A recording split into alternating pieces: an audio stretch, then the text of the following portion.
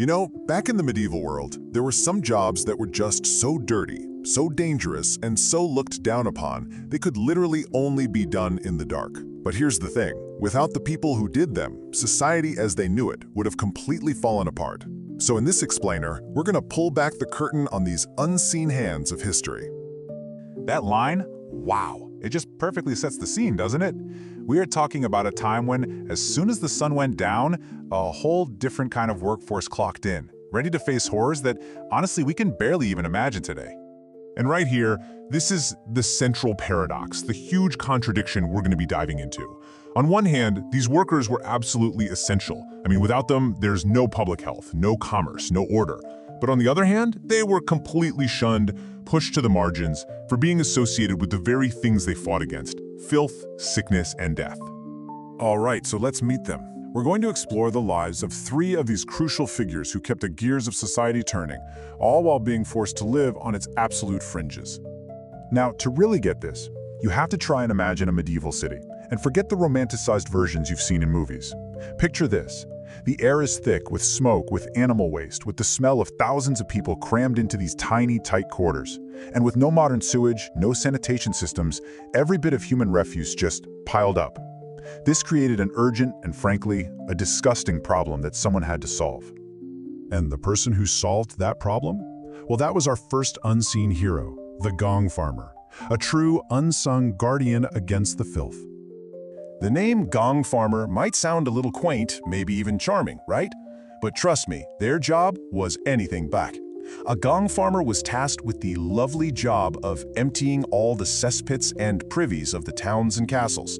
And because the work was considered so foul, they were legally required to do it only under the cover of darkness.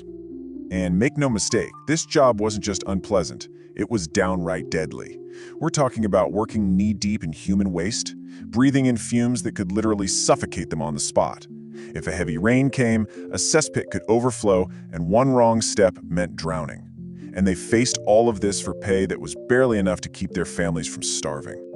And here's that incredible irony again. The gong farmer's work saved entire towns from being buried in their own waste, staving off disease. But in return, society saw them as tainted, as dirty and disgusting as the very filth they removed. They were a total necessity, and at the same time, a complete pariah. This same paradox, this same twisted logic, pops right up again in our next profession. This one was essential for commerce, for warfare, and, well, it was just as stomach-turning: the tanner. In the medieval world, leather was basically everything. I mean, think about it. It was used for your shoes, your belt, a soldier's armor, a horse's harness, even the bindings of precious books. And the person who made all of that possible was the tanner, a craftsperson who took raw, rotting animal hides and somehow turned them into this durable, essential material. So how did they do it? Okay, you might want to brace yourself because the process has been described as a baptism by filth. First, they'd soak the raw hides in this foul brew of animal feces and urine to soften them up. Then, they'd stir them in huge vats of caustic quicklime to loosen all the hair before scraping everything off by hand with these long metal blades. It was a physically grueling, multi-step process that just reeked. And this process, it came at a huge cost. The overpowering stench clung to tanners so badly that they were legally forced to live and work outside of town limits. Their workshops poured waste into local rivers, causing massive pollution. And on top of all that, they lived with the constant risk of getting serious chemical burns from the quicklime. But as bad as filth and stench were, they were nothing compared to the ultimate medieval crisis, the plague.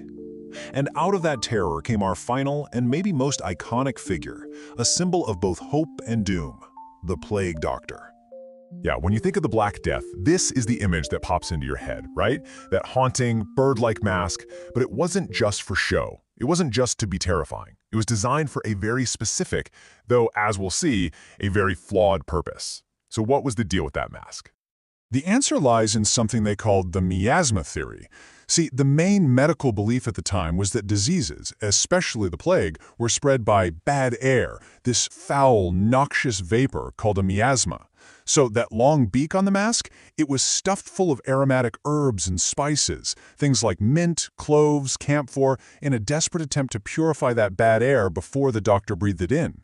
Of course, it offered no real protection, but it was all they had in a truly desperate time. And the rest of the getup was just as deliberate. The wide-brimmed hat was meant to show they were, in fact, a doctor. They wore a long, waxed fabric overcoat, hoping it would resist infected fluids. And that long cane was absolutely crucial.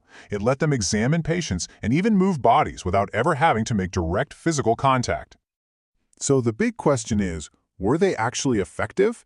Well, their methods show this fascinating and often tragic disconnect between what they thought they were doing and what was actually happening. For example, bloodletting was meant to restore balance, but it usually just weakened or even killed the patient. On the other hand, enforcing quarantines was one of the few truly effective tools they had to slow the plague's rampage. And this quote it nails the impossible position they were in. The second a plague doctor showed up in your town, it was terrifying. It was confirmation that the plague was there. They were an omen of death. And yet, at the same time, they were this frail, last bastion of hope, often the only medical authority brave enough to face the disease. They were revered and feared, a true guardian and pariah, all at once. So, what do we take away from the lives of the gong farmer, the tanner, and the plague doctor? After everything we've seen, what really is the legacy of the shunned? Well, when you step back, their legacy is actually pretty clear. Even though their work was reviled, it was dirty, dangerous, and pushed them to the edges of society, these people formed the silent foundation of their entire world. Their efforts allowed cities to function, industries to grow, and they represented the very first, clumsy steps toward what we now call public health. They really were the invisible engines of their time. And all of this leaves us with one final question to think about. Every single society, including our own, has jobs that are absolutely essential, but are also unseen, performed by people we might prefer not to think about. It really makes you wonder, who are the silent guardians that we all depend on today?